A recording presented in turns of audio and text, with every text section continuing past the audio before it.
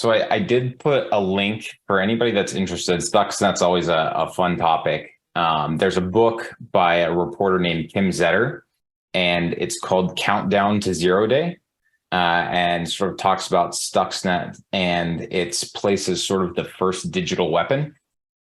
So it's written for a broader audience, and I say that just as in cybersecurity, there's a lot of folks that a lot of the content tends to be geared for other cybersecurity people, and that can make it difficult for people that are either just now getting into the space or trying to sort of learn a bit more about it to digest and take in all the different messaging and implications of some of these things. And I think Kim Zetter does a fantastic job of sort of breaking that down. And to the question around whether or not Stuxnet around compliance, what compliance and regulations are trying to do is sort of, at least my perspective on them is set a floor, right? What are the things that people have to do, and what is that minimum thing? And then Stuxnet, though, was created by a team or teams of experts that are very much well above like that. The Stuxnet capability is something that we actually have not seen anything yet that matches that, even all of these years later. So that's where Stuxnet is more of an exception than the rule. It just was sort of almost overkill for it being sort of the first thing out the door.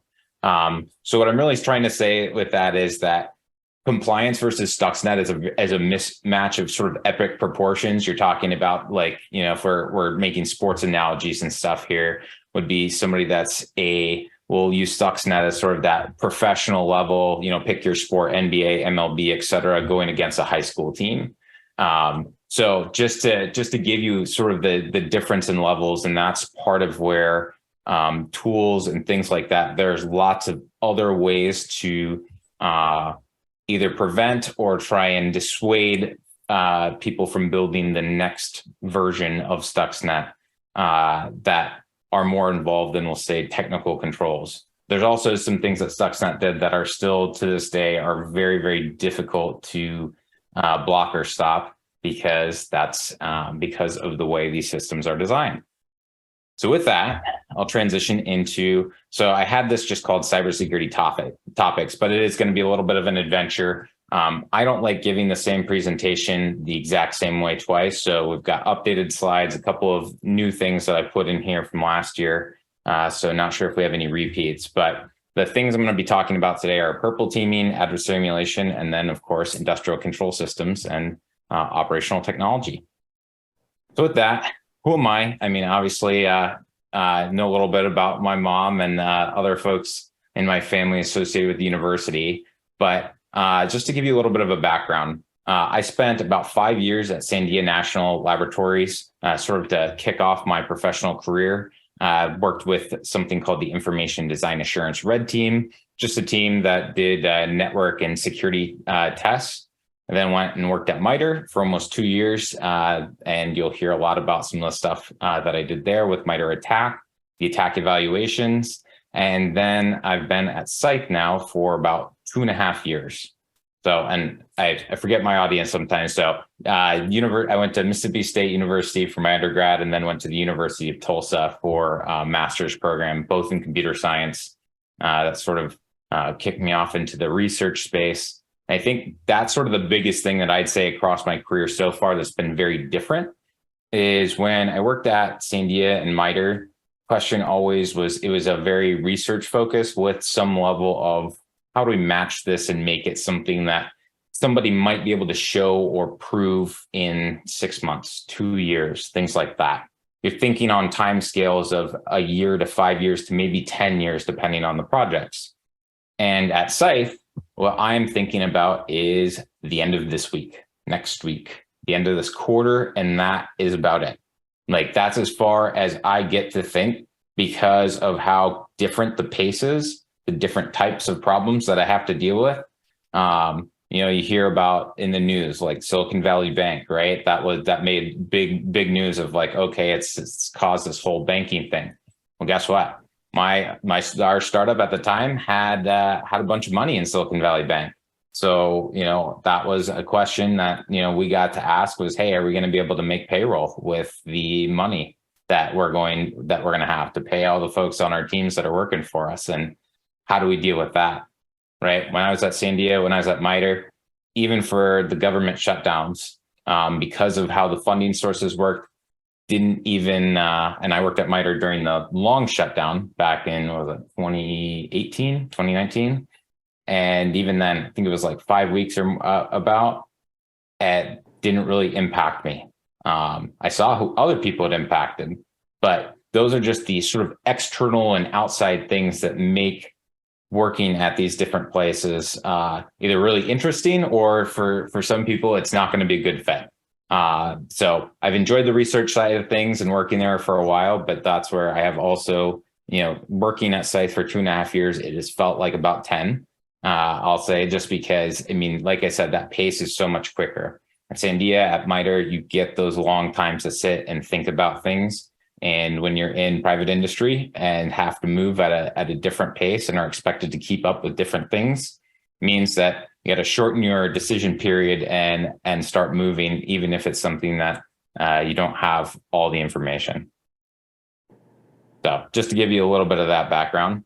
All right. So my mom also started with some history. I think it's super important to set up sort of the stage because there's a ton of different things in cybersecurity.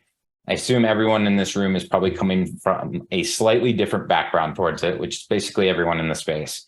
So I want to at least bring you through a couple of the major events as I see them, because I think it sets the stage for what's really like how we're going to talk about security testing in ICS and in OT environments, because history sort of defines everything that we've done so far. And so these are a couple of the key events. We'll talk about adversary emulation. If you don't know what it is, that's okay. I'm going to review it. Same with purple teaming. And then we're going to talk about how we apply all those things to specific energy testing. All right, let's jump into it. Cyber archaeology. A long time ago.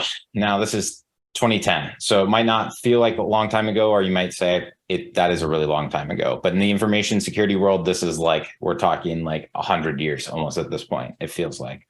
So you've seen in the news, you've probably even gotten some either emails or letters about, hey, you've got some sort of protection because your data got leaked as part of this hack. I remember, I feel like in, 2019, 2020, had like 3 different identity protection programs because, Home Depot got hacked, Target got hacked, all these things, and they're like overlapping almost to the extent.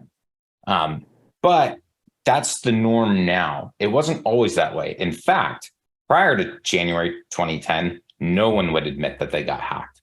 Not publicly, because you didn't want your stock to crater or tank or any of those things, and you just didn't tell anybody. In fact, it was better if you didn't know if you got hacked. And so people would intentionally turn a blind eye and say, you know what, this is not something we need to know about. This is something I don't want to know about. I don't want to hear the bad news. But when Google posted it, people all of a sudden said, you know what? It's okay if we get hacked, because Google spends a lot, like, probably 100 million or more a month on it. And we can't. So, hey, we're not Google. We can get hacked too. And so that's what sort of kicked off this whole disclosure, set of disclosures. And there's still like bumps and bruises along the way. But this was one of that sort of big events where Google said and had an official blog post that said, hey, we got hacked. And in this case, they got hacked by China. And so you'll hear these different group names and stuff like that. APT17 is the name of this. And that's where there's an entire blog post here. And so you can sort of see it's fascinating with the internet that you can go back and read this press release that was like, okay, Google got hacked. And they did this dive into, hey, what happened? So this was sort of that big event where this type of activity started to come out in the open. Prior to it, it was all behind closed doors, secret squirrels, between NDAs and we'll say classification. And it was very much a hush-hush area happening behind the scenes. And this sort of started to break it out into the open. Now, people always like one of the big things is that everyone pushed back on with that initial release is like, well, how do you know it's China? Right? How can you prove? And this gets into a really, really interesting conversation of how do you actually attribute things in cyberspace, right? How do I say I know you logged into that computer? How do I say not only do I know you logged in, you typed in those things, that you downloaded that image. So prior to my, like when I was going through undergrad, I worked in a digital forensics training center. And so these were all the things that not only were how do we answer those questions, but how do we prove that in a court of law? Much more difficult than you might think, but there's more standards and stuff like that. But the idea is, how do we prove that another nation did that, not that it's just you as an individual? So that's when APT won. So this is when that you might hear anything about APT. This was the first time this really came out, and APT stands for Advanced Persistent Threat. And so this is the company, Mandiant, released a report on the first one, APT1, that was their naming scheme, and they said it was number one that they were releasing. And this was in February 2013. This was in I think, yeah, my final year of undergrad. And it was huge. Like we literally, there was a class where the instructor was just like, everyone sit down, open this up and don't talk. And everyone needs to read this because this is huge. And this answered the question of attribution beyond the shadow of a doubt. And not only did they have certain of these, in this case, it was China, one of China's espionage units, the people that were doing the hacking. So in this case, it was the PLA, the People's Liberation Army, had some of their operators where they would, for instance, just give a scenario here, they would compromise somebody like Coca-Cola or some of these other places. And then because they couldn't get to Facebook from their home computer after they got done hacking somebody else, they'd go log into their personal Facebook account that they'd created. And then they'd message people and they'd do all of these things. They would do a lot of personal things on the machines that they're also using for doing nation state activities, which it's not ever a good thing to, mix work and home life. And especially when you get published in a big report like this and here's the name of the person, here's all their friends, here's everything they've been doing. So we can say for sure it is this person sitting at the keyboard doing these things. And Man didn't even want to step further. They sent some people over to China, which this probably could not happen anymore, but they sent people over to China who went over and took pictures of the very building and they had people taking pictures of the building that this group was operating out of. And so that is really hard to say, well, how do you prove it? And so that's where what this also showed.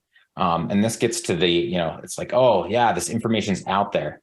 But let's talk about maybe the more business focus of this.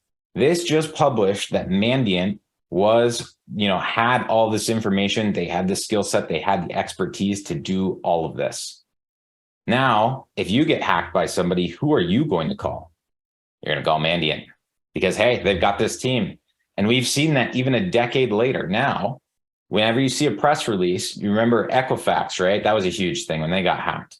You remember that their first press release afterward, they gutted their leadership. And the other big thing that they had in there was that they had hired Mandiant to come in and do that. And so that name from this report has continued to pay off for literally a decade to come. And so this is also why this matters, is because this exposed the entire information security industry to what happens when you have marketing that people resonate with. Because before it was information security people just saying, hey, stuff's bad, we need to do things, hackers. But there was no face. There was no way to say it's this person or this person. And this now gave a way for people to market cybersecurity, in this case, cyber threat intelligence, which we'll talk a little bit more about. And so the reason that this is big is that marketing sort of takes hold, and I'll show you later, the good part of it is we get a lot of information in the public about what some of these threat actors are doing because people are publishing it for marketing. They want you to know, hey, we know this cool stuff. You need to pay us and hire us to come also get that information. So now we get access to some of that, just because, hey, some marketing team wants to use it. So there is some good to that. But after that was released, there was still this whole thing. It was like, all right, there's been this big focus on China. You're going to hear that a lot, especially in like national security space, and when we talk about just sort of the public attribution of things early on, especially. But there was still this, all right, we have these reports, these APT reports. That's cool. What do we do about it? There's not a whole lot of stuff that comes out of it. You still have security testers are talking past the defenders and saying, you need to protect this or you need to do this. Everyone's talking past each other. And so that's when we had, in this case, 2015, MITRE ATT&CK was released. And I like to call it sort of a Rosetta Stone for adversary behaviors. Now, in 2015, this was released by MITRE and had absolutely zero fanfare, like at all. Like no one cared except people at MITRE. They're all excited. They're like, cool, this got released. It's great. We're so excited. And it took another 3 years for it to start actually catching on in industry. And 3 years to start. These are the people that are like out there looking at the forefront. Remember how far forward I can tell you about right now, right? I'm talking weeks to months.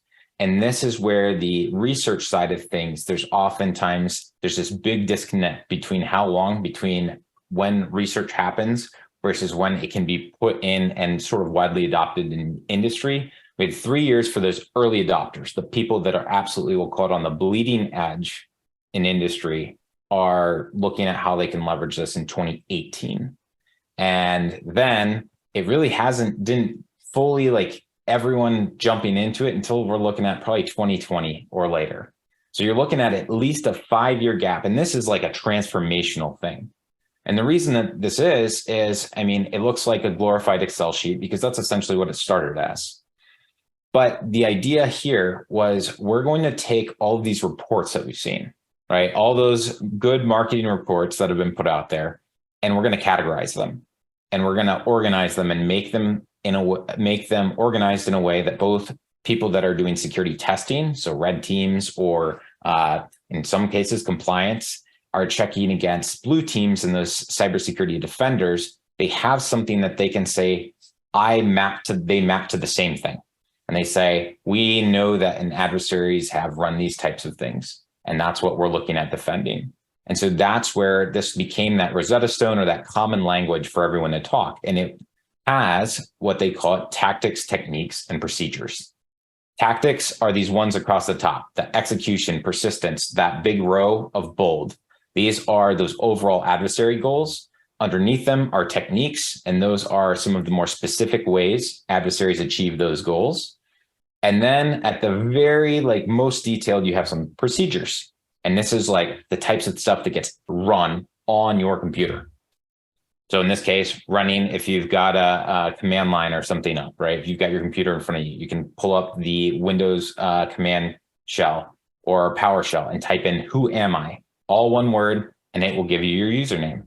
That is a procedure, but that links up to an account discovery, which links up to discovery. And so you can see how we can start mapping things back and forth, and we can talk at different levels, whether we're doing executive communications, whether we're having to talk to teammates or other people that we can't necessarily share the exact information, we can still share something.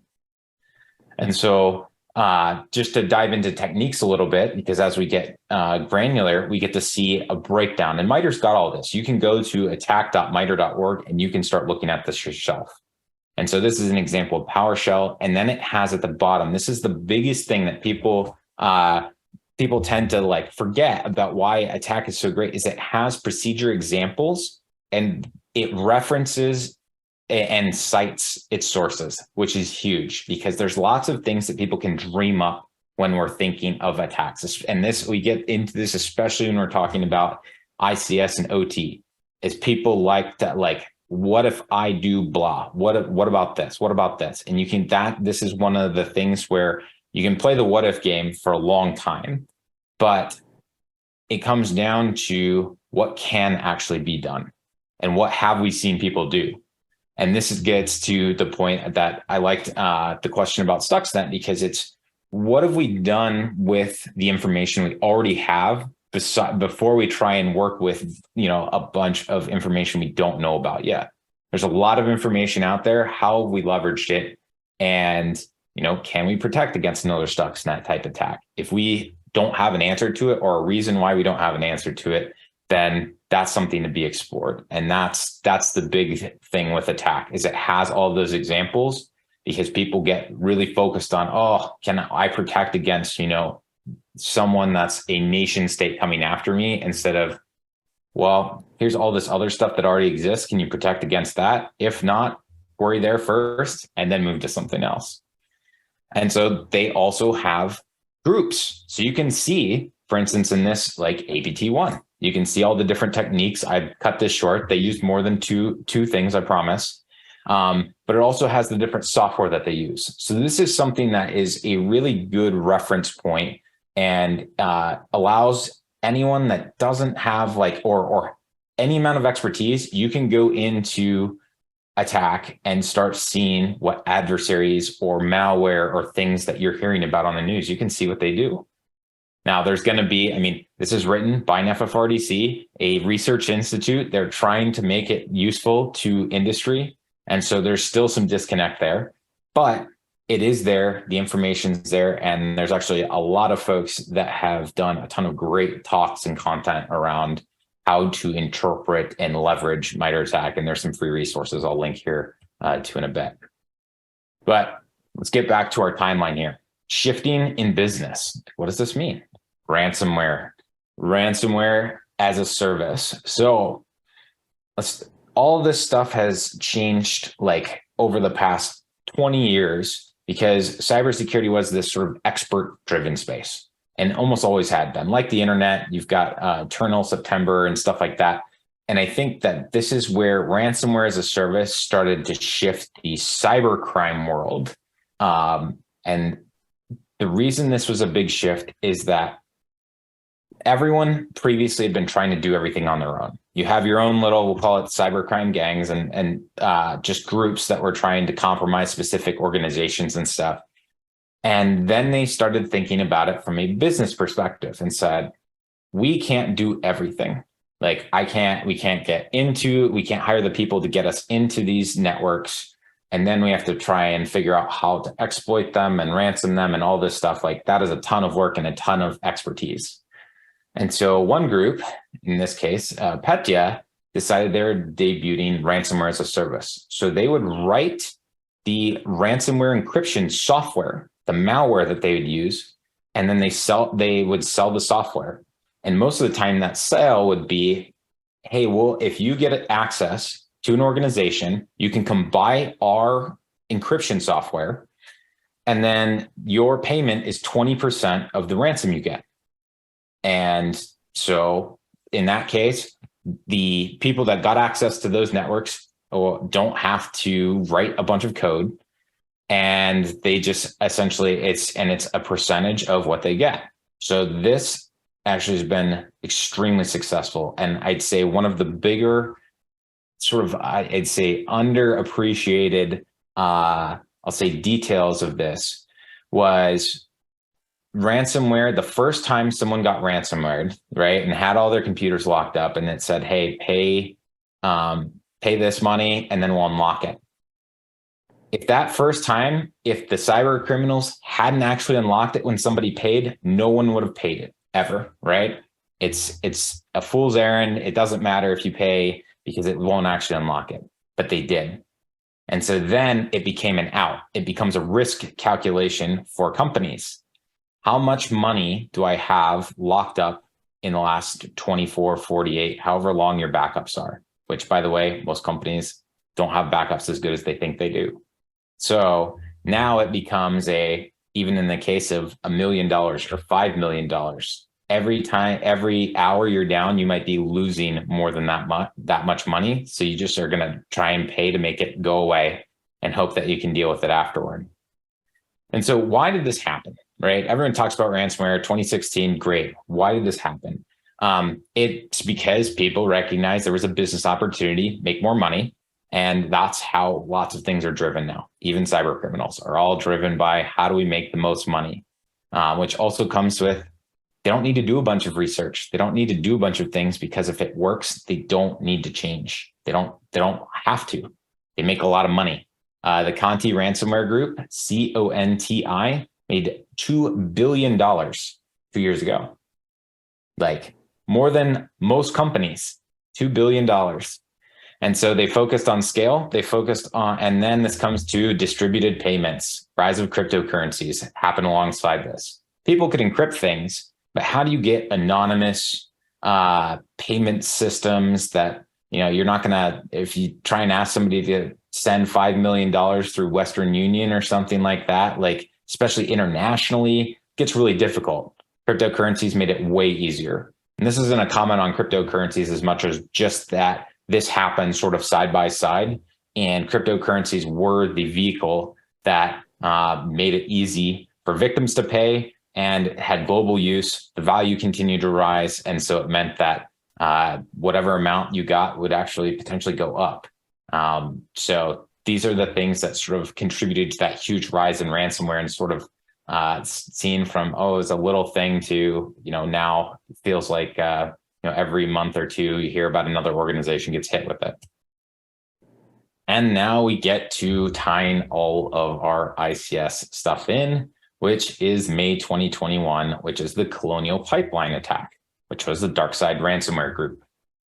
And I don't know if you all watch the news or stuff around this time, but I'm in Tennessee, East Tennessee, Oak Ridge. And, there were videos of folks around the South that were, trying to put gasoline in garbage bags and all sorts of stuff and fill everything up they could because they heard that this pipeline essentially was going to mean gas was essentially absent on the East Coast and Southeast Coast specifically for an unknown period of time. So it sent everything into a panic. I literally could not go get, non-premium gas, funny enough, for like probably 3 days. Like every gas station here, like the South, we panic really well, and panic buy stuff. Like it's amazing. Snow prediction, right? Bread, milk will be gone from every store. I'm not kidding.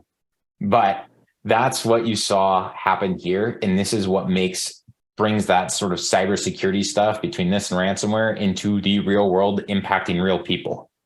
And our CEO Bryson likes to talk about, this is where like ransomware became the like dinner table word, right? Your grandmother knew what ransomware was, like, and heard about it. Maybe didn't know all the details, but knew it was a problem. And so this is where we start to really see some of the challenges in the space of how do we try and make sure things like that can't happen while still allowing everyone to live and do the things that they need to do, day to day in their normal life.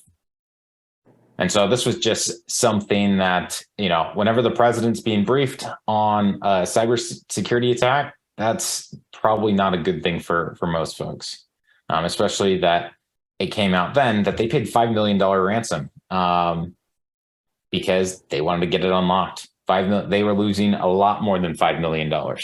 And so that's where, when I mentioned stuff becomes a business calculation, you can see that happen in real time. Now, where does this leave us? All right. Over the past, we started at Google, right? Back in 2010, feels like so long ago. And we ended, 2 years ago in our timelines. And we've seen sort of an increasing number of attacks that you're hearing about. And so that's where there's been sort of a shift from lots of nation state specific threat actors to now there is a lot of cybercrime because there's so much money in ransomware. There's a higher business impact. And this is part of the reason why we have an increased number is because there's more money to be made from those attacks. Previously, nation states were really the only ones that knew what to do with information and could sort of calculate or quantify the value of the information they were stealing or taking from a cyber theft in some cases. But when you can start locking up businesses, now every business is a target.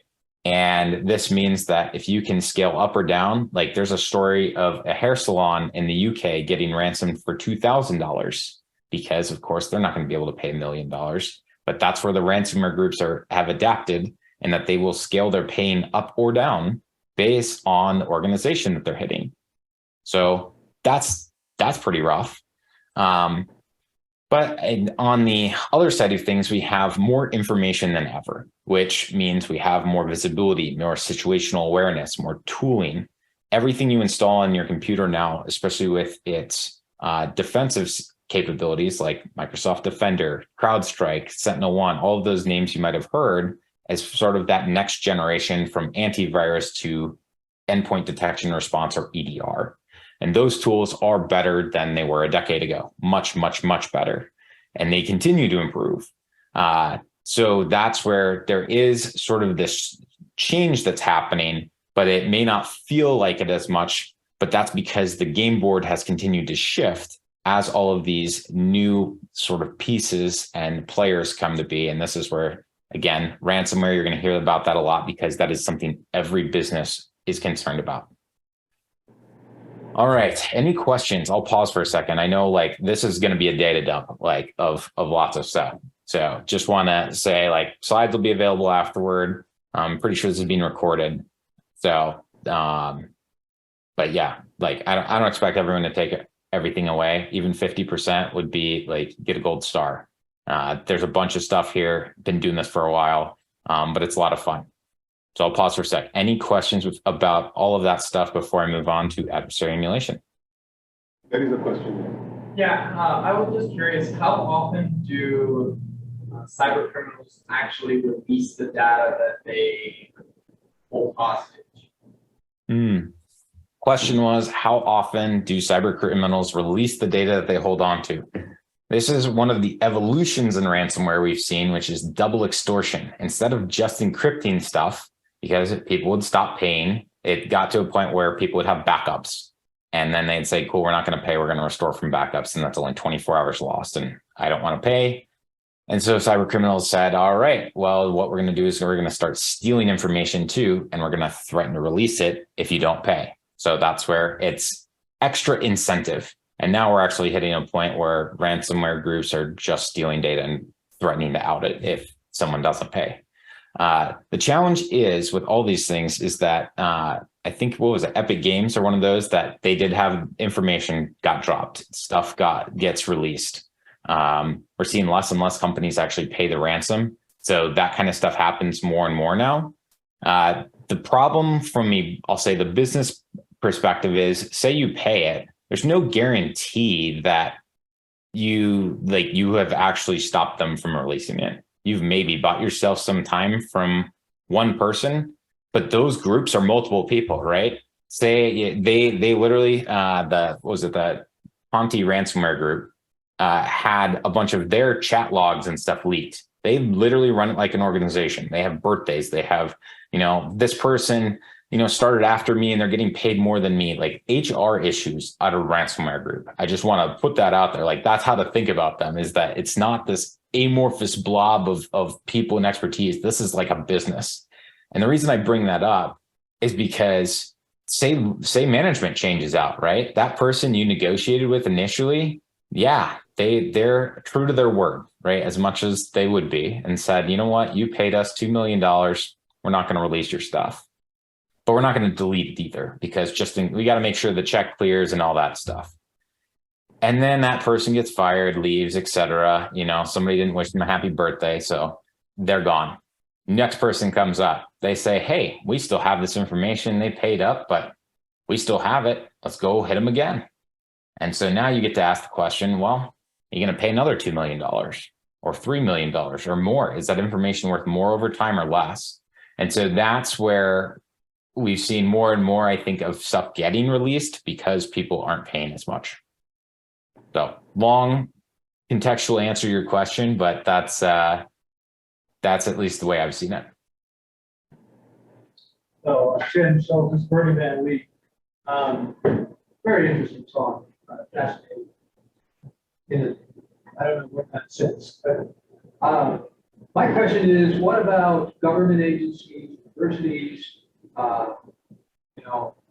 legislators, whatever, are they being attacked with this? It seems to me like there you come cross a line where legally, we can't pay that. Taxpayers not going to support paying taxes to support a university or any government agency that has to spend 20% on, combating ransomware. What's happening along that? All right. I had a hard time hearing your question. Let me see if I can at least repeat what I think. So it sounded like you're talking about sort of the entities and payments around like ransomware. Is that like I say entities like organizations? You mentioned like universities, stuff like that. Is there sorry, is there a microphone, or if you type something that would help out, just to make sure I'm at least got the question? That's exactly it. When you start talking about universities or government agencies where they're supported by taxpayers who don't want their taxes to go toward paying ransomware. So is any of that happening where universities or other institutions are having to pay for ransomware? And how are we dealing with that? Are we just saying flat, no, we won't do that, and so they don't attack us? So it's a great question, because it brings up a really fun, like I say fun, just we'll anytime I say fun, it's in the academic research sense here, right? Interesting. Where, to your point, say you pay the ransom and then that group goes and attacks somewhere else. Did you enable them to attack that organization by you paying it? And so this becomes that, that where policy and cybersecurity get to start intersecting in ways that people didn't originally intend, which is, for instance, financing terrorist groups, which is illegal. So this gets to the question of, is ransomware a terrorist group, for instance? And this gets to a point where the lines are not super well defined, and it becomes a who's arguing for what, and gets very complicated. So that was something for a long time, that there was no guaranteed, at least from my memory and my knowledge, legal protection for organizations that have paid ransoms, because there was the concern that it could be enabling like ransomware groups that are considered something like terrorist organizations. So as far as where different places step in, that is another really it's a really complex scenario, because, for instance, why was somebody able to get access to an organization, right? Say a university, things like that. It could be because, a student went and opened something, clicked something that they shouldn't have clicked, or this is where cyber insurance gets involved. And cyber insurance is an emerging market, we'll say, because they almost got bankrupted as an entire industry by ransomware, because ransomware groups would figure out what insurance groups they liked dealing with. They hacked the insurance groups and then would target their customers, because they knew how to negotiate with those insurance groups and they knew they'd pay out. And bringing this all back to your question here is that I think that those discussions have largely been put on the businesses and organizations. People know ransomware is bad. The controls around ransomware, as I'll show you here in some of the rest of the presentation too, though, are something that are not well understood outside of cybersecurity. Cybersecurity folks aren't typically the folks you want, fighting your battles from a policy perspective historically. And that's something that I think there's been a big communication gap and education gap. So people know ransomware is bad. They don't really know how to pass legislature around it and rules. And this gets into the federal government putting regulations on either businesses, entities, et cetera, not only on paying ransom, but on, who do we hold accountable for it? So there's a lot of things there. But I would say that I have there's something called, like, I think it's the ransomware task force, that is public and private entities that are all coming together to sort of have guidelines and things like that. But there's a lot of nuance to that question, especially here in the US, that makes it a very difficult problem to solve. So no, it's not a perfect answer to your question, but there's a lot of things at play, and I do think there's a lot of room for improvement. Thank you. Great question. Great. Looks like there are no more questions, so team, you can go ahead. And just as a reminder, we are recording. You were wondering whether this is being recorded. It is being recorded. Yep. Oh, the two questions I get on every webinar I ever give is like, are slides available afterward? And then is this being recorded? Even though you have to click that it's being recorded, right, when you join the Zoom meeting. So I've been burned so many times. I'm used to just, saying it. All right, let's talk adversary emulation, right? What do we do about all this stuff, right? This is, we hear all the problems, things like that. How do we try and solve it? Part of it is with adversary emulation. If you're not familiar with it, this is data-driven red teaming. And for those that may not know about red teaming, it's testing. You're trying things out, seeing what works, what doesn't. The problem in the past has been that the people that are creating these tests are coming up with those what-if scenarios. And those what-if scenarios are based on what they can think of. Has nothing to do with what adversaries are doing, what ransomware groups are doing. It is, can I think up of a way to get around this? And a lot of the people that do it for a living are really good at that. They can figure out ways to get around all sorts of stuff. But that's not the problem we're dealing with. We're dealing with, how do we stop a specific thing? Ideally, yeah, we want to get into a mode where we can be proactive, but we're so far away from that. We got to figure out not only how to be reactive, but how do we tackle sort of what we're seeing right now? And that's what adversary emulation aims to do, is to try and bring data and sort of a scope to that testing. And so that's where you have these security testers, these red teamers, these people that are creative, they're smart, and they understand how security controls work. And there's already a big community around it. But the problem has been that there hasn't been enough data out there for them to use and look at, which now you're starting to see what happens when all these other vendors start to release these reports on what's happening. And so that's where I like to pair it together. This is where you take MITRE ATT&CK, which we went over earlier, that has all that information, and you pair that with the security testers. And that's really helps focus in on what we can do to test specific things, because they can map what they're doing to those specific adversaries and say, hey, they did this one, I did this one. And they can go down and have all of that stuff in a way. That's where I emphasize that it is a communication medium. It's a communication framework. And that's what is so powerful about it, is that you can have multiple people talking that have very different sets of expertise, can reference the same thing. Now, there was something released back in 2013 called the Pyramid of Pain, and it's Pyramid of Adversary Pain. Because the question always becomes like, hey, how do we block this, right? Everyone wants to block everything, which is great. Preventative measures are fantastic because you never have to deal with anything, right? You set it up, it blocked it, it stopped it, boom, you're done. But it's not that easy, especially with modern technology. So the idea behind this was, how do you inflict pain on the adversary? And what are the things that people would do to try and do that? So hash values, right? These are unique. Digital forensics, hashes are king, right? It's great because you can hash a file, you can hash a folder, you can hash an entire system. And you get this one value that represents everything. But the problem with this, if you change anything about it, literally anything, a byte, bit, etc., there are hash collisions. We're not going to get into that. But if you change anything, it changes the hash.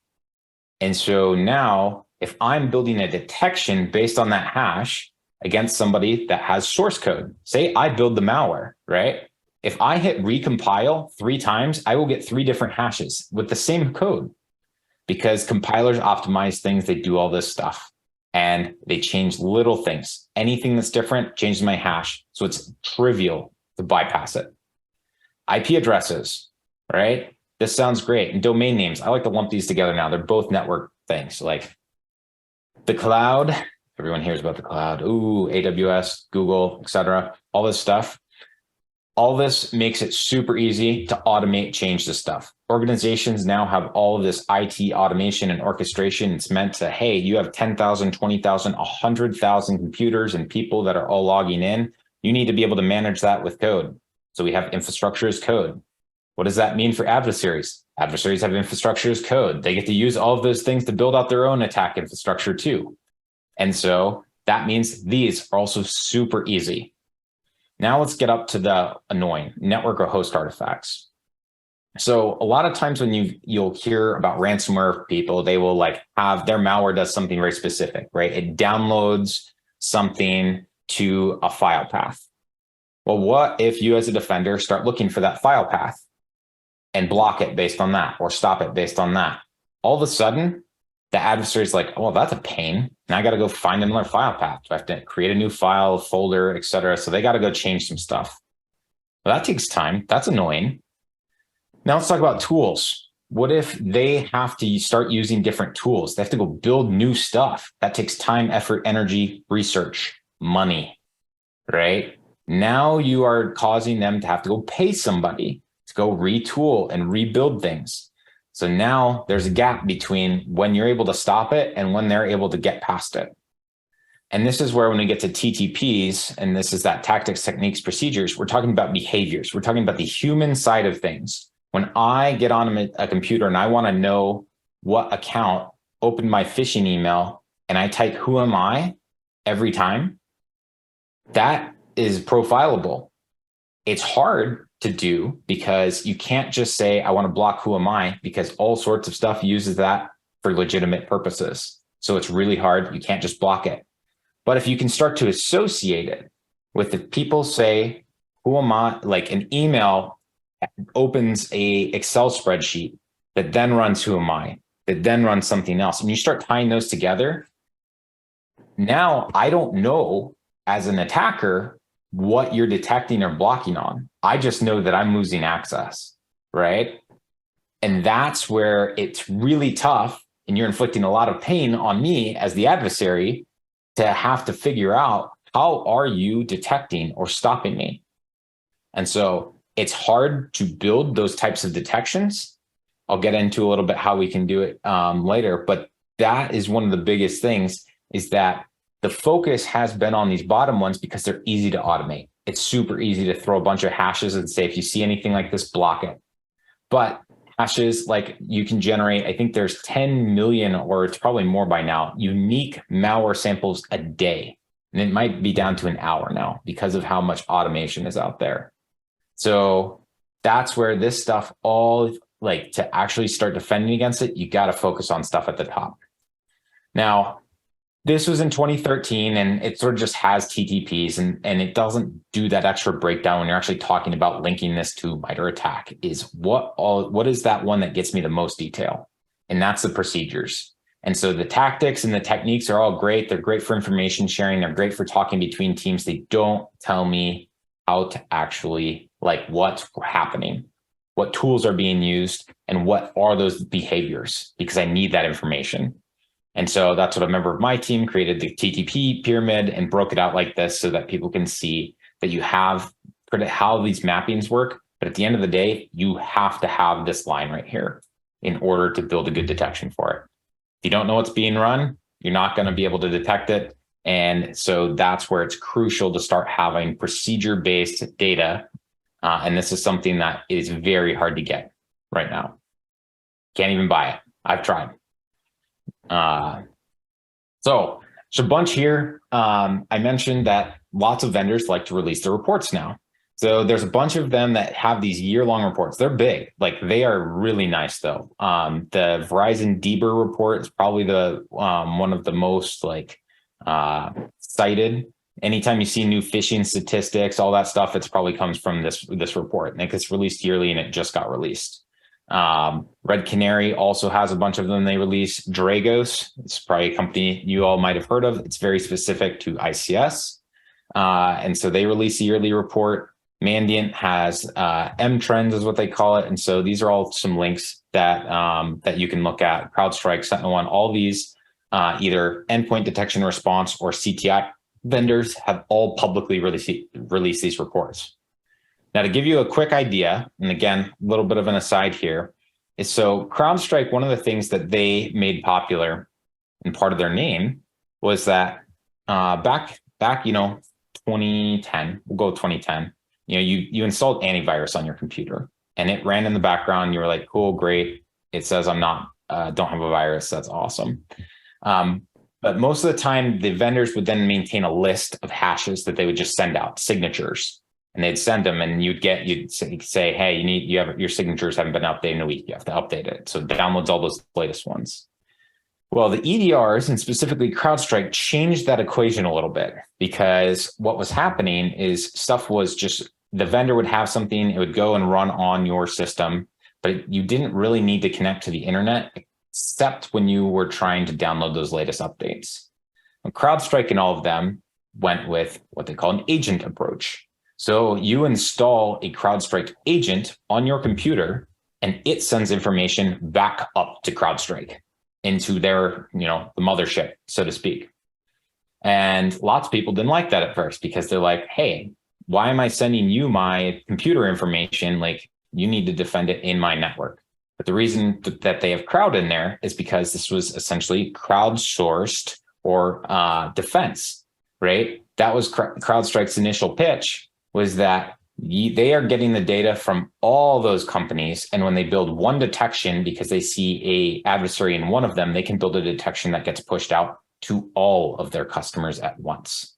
And so by sharing your data, you are actually joining in on something that's even bigger than yourself, but you're benefiting from it, because even if you don't get attacked, if any other CrowdStrike customer does, they and their detections now apply in your environment too.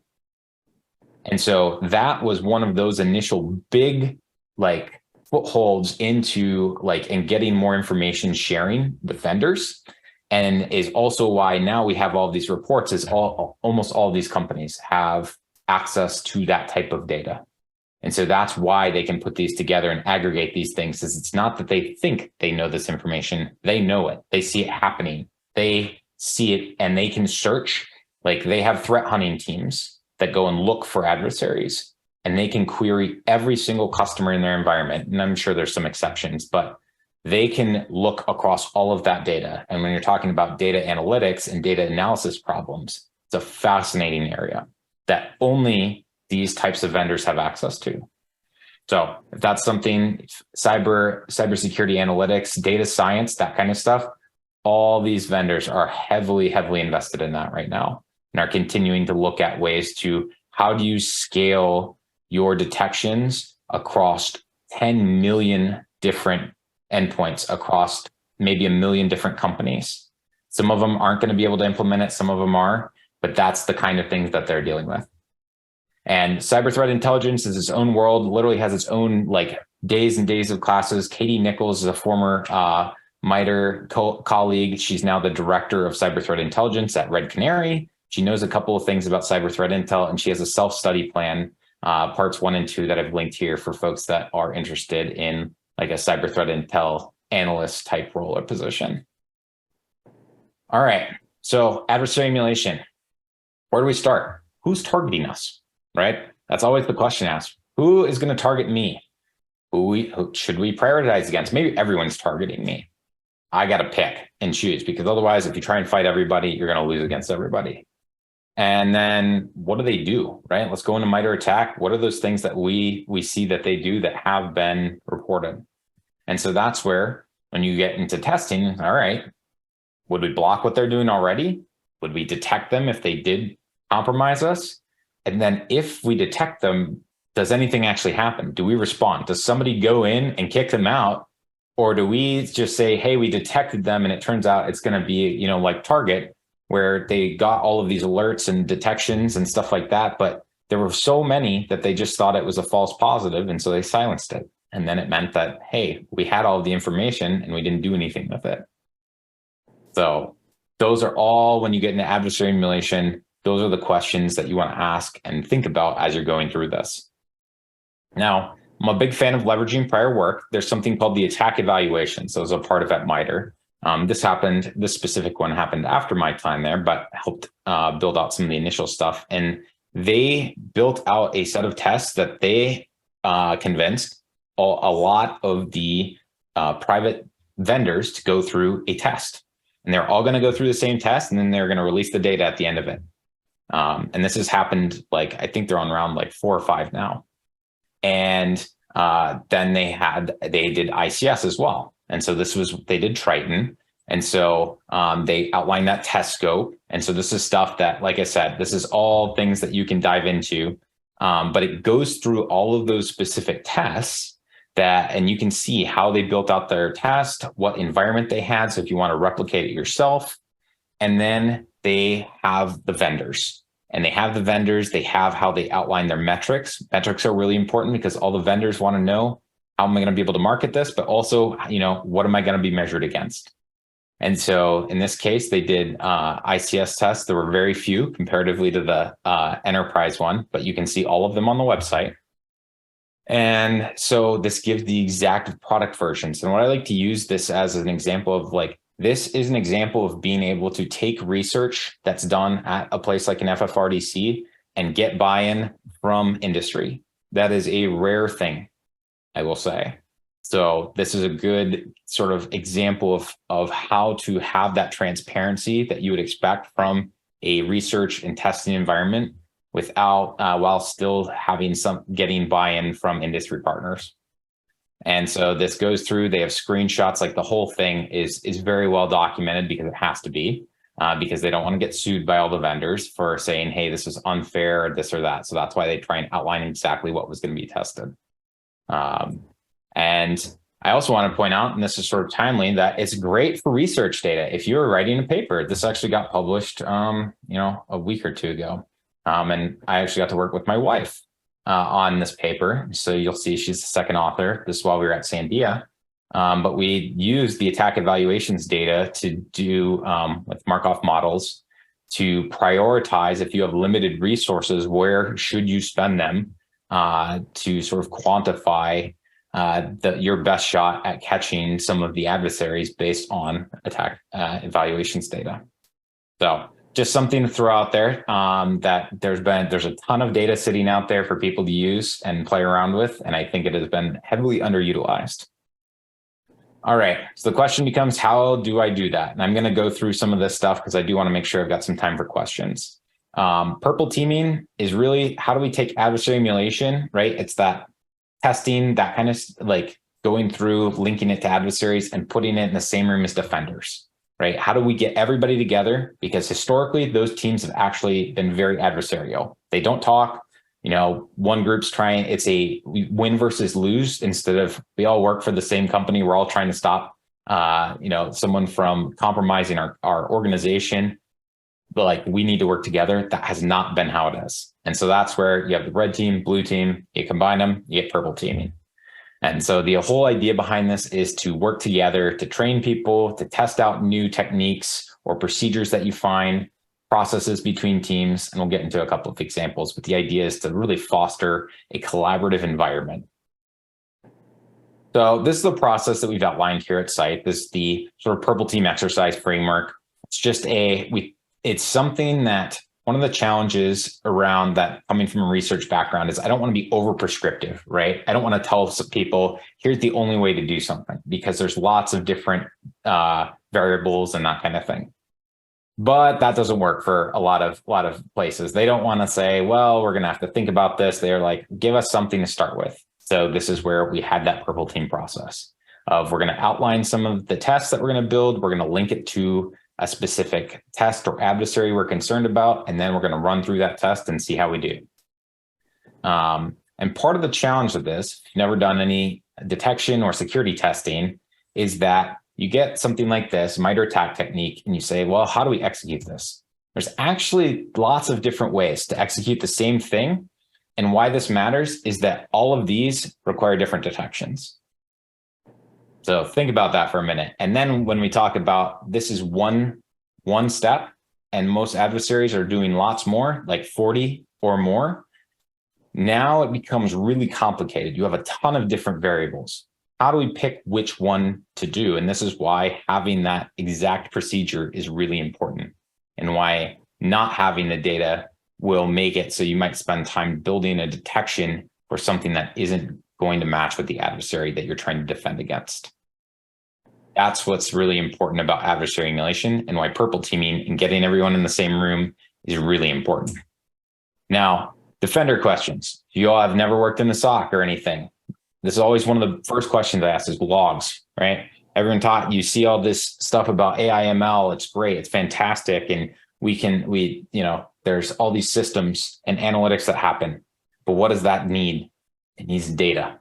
If you don't have data, it doesn't matter, right? That's one of the big things when people talk about ChatGPT and stuff, right? Look at how much training data that they're using every time. It increases significantly because you need that data in order to start building that stuff out. And the question is, were there any alerts generated? Did somebody like info, high, medium, low? This is something that people think, oh, if an alert pops, then we got it. Well, sometimes alerts don't get tackled for 2 weeks or more, or at all. And so that's where, did someone actually respond? And then sort of that calibration at the end with expectations, did you expect somebody to respond? This is often during purple team exercise, when we go through this process with people, this is one of those toughest things, because people think that all this stuff happens just automatically, and it doesn't. And then they find out really quickly that that's not how it's going to go. And so that's where you have to evaluate how the process goes and how things go through it. Like, this is where stuff gets tough. And this is where it's talking about like your how does a team work together? And they've probably never been evaluated or tried to think of it this way before. So that's why it's critical to go through these types of tests. All right, detection engineering. This just gets to where we're talking about sort of the scientific process of writing detections here. You have to understand, where is this direction? Why are you doing this? And then go with the logs. You come up with a query, right? You throw out a big net, you see what you get. If it's too much, can you start tuning it down? Because the idea is you don't want false positives. You don't want people running and chasing things that don't actually matter, that are potentially a waste of time. But you also don't want to tune it so that there's so many only true positives that it doesn't actually catch anything different. And that's where it's a really tough balance for every organization, is how many false positives can your team tackle? And that's how we often try and tune it for as much or as little. And we look at 30, 60, 90 days for alerts when we're trying to build a detection. And then you go through that whole process over and over again. And the idea is, with a purple team, that you have measured improvement. It's one of the biggest things with security. People have always seen it as cost centers, and they don't see it as an investment because they don't know how to see if they're improving or not. And purple teaming, because it's transparent, because we have those metrics, it allows us to really build out a before and after that looks really good. All right, so a bunch of additional resources here. Let's talk really quickly about ICS and OT testing. Purdue model, this is something that everyone's talked about from all these different levels. Where it really matters, I think, from a cybersecurity perspective, is you've got your IT networks at the top. You have sort of your beachhead systems, or these are your bridge systems between those IT and pure OT or device networks. And this is where most, I'll say, OT points of entry exist, is in this beachhead layer, because most of the time they have like embedded Windows or Windows 98 or 2000 or things like that, old versions of Windows that are running historians, HMIs, RTUs, things like that.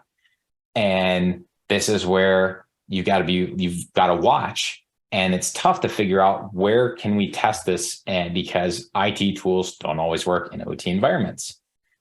And when we're talking about testing maturity, this is where people have looked at vulnerability scanning. You're looking for problems. You do an assessment on it. Maybe then you're going to see, do we have more problems? And penetration testing has sort of been that common way that people have like, all right, now we're going to just let some testers go wild and try stuff out.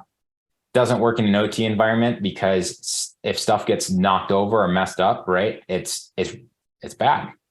And this is where like this has happened anyway. But as we've gone through it, doing more purple teaming to make sure that there is complete transparency in this process is really important.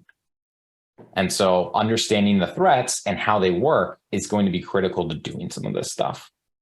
So this is sort of an overview of a lot of like IT threat actors. They're going to do recon, they're going to get initial access, they're going to do some stuff in the IT network. But then they identify those Purdue model bridge systems and then say, these are the ones that actually allow me to target and have those ICS or OT actions on objectives. And people forget though that, I mean, this is a whole system. And so you can catch threats that are going to target your ICS stuff in the IT environment. So you need to have that. Defense in depth gets overused, but it is true. You need to, even when talking about the grid or ICS specific security, is looking at that entire system in all of the places that you can detect things. Because when you get these types of reports out, there's all of these different things that you can do with them and break them down into whether you want to build a signature for something, whether you need to say, all right, we're going to test this part of the report. But it's not everything that you're going to be able to do. You need to be able to break it down across your entire defensive ecosystem. So big thing here is just safely demonstrating impact. When you do, like if you are doing testing, get access to an HMI. If you talk to the PLC at all, just a ping, something that's standard, that proves the point. You don't need to go and have that impact as a tester to showcase what you're doing. And I think that's something that sometimes testers miss. And the thought is, hey, we go from passive, like we're just going to do network scanning or something like that, to active, or we're going to actively start searching for things. And this is where there's already vendor tools that program those devices and interact with those devices all the time, that with over those industrial protocols that are safe. And so these are the things that we're working on, and I'm working on, is how do we help bridge these gaps with folks?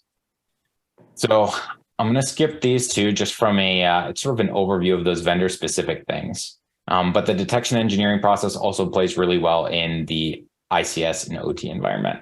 So part of the problem is that security testers are outside the circle of trust with most organizations, especially OT and vendor specific. So we got to figure out how to have a better set of tests and communications so that you can have those sort of joint things. And this, I think, sort of sums up all of the thing is figure out your scope, figure out how complex you want it to be, and then how often you want to do it. Although we're seeing more regulations, you might have seen the pipelines and TSA have specific frequencies that they expect now. And so this is something that we're talking through with more and more of the utility providers. So here's a bunch of different organizations for cybersecurity and ICS OT, and that's it. Told you it's going to be an adventure.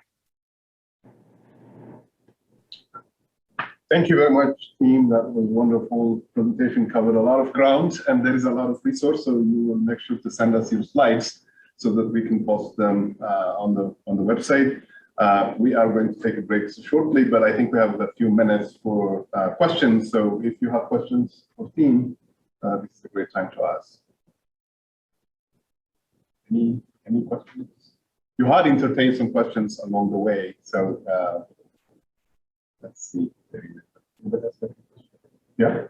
Sorry, so in terms of detecting the tactics and techniques, are you doing anything to like have a metric for that observability, or like coming up with a way to measure the effectiveness of what you're detecting while you're testing?